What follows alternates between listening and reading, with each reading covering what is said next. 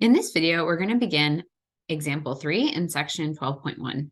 So together, we're going to work through this first table, and then I'll let you have the opportunity to finish the last two parts and check your work with the solutions. All right, so in example 3, we're asked, which of the tables of values below could represent a linear function and to explain. So let's look at this first table together, and let's just recall how to read these tables. So the y values here are represented in the columns. The x values are represented in the rows. And then in the cells, we have the z, or the output values. So in order for us to have a linear function, we need our function to grow linearly in both the x direction, again, fixing a y and varying x, but also in the y direction, so fixing an x and varying the y. So we're going to look and check to see if this table grows linearly in those directions. So let's just focus in on that first column. So here we're fixing a y. So looking at these values here would be considering the slope in the x direction. So let's consider how the x and the z change. So I'm going to say consider change of z over change of x. So let's look at that along various points. So here from 1, 2 to 5, 4, so just looking at the x and y, to 5, 4, we have a change. The change of x is equal to 4. The change of z is equal to 2. So now what about from 5, 4 to 9, 8?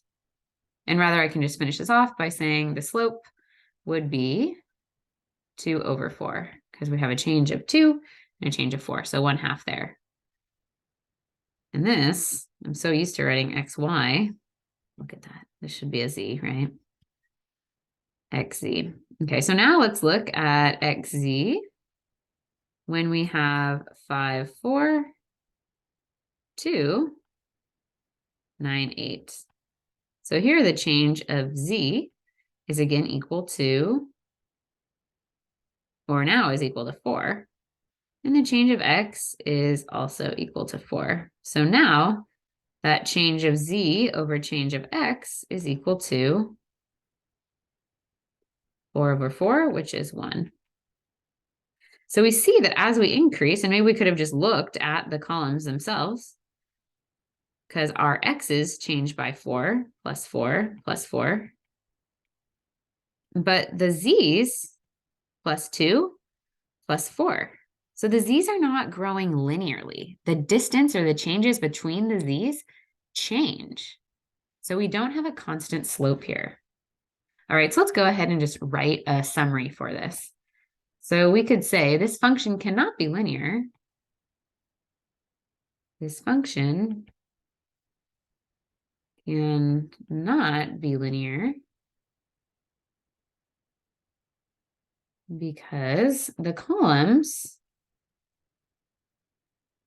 do not represent a linear function. The columns do not represent a linear function.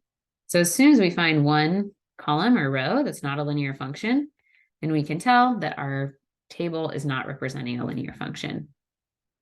And in particular for us, a linear function of the x input, because we have unequal spacing in the output values. And so I really like computing even just two of the slopes. You can just check throughout, comparing 1, 2 to 5, 4. Find that slope is 1/2. Comparing 5, 4 to 9, 8. Find that slope is 1. So we see we don't have a constant slope in that x direction. All right, great work. All right, so take a moment to finish up this table and then check your work when you're done. Great work.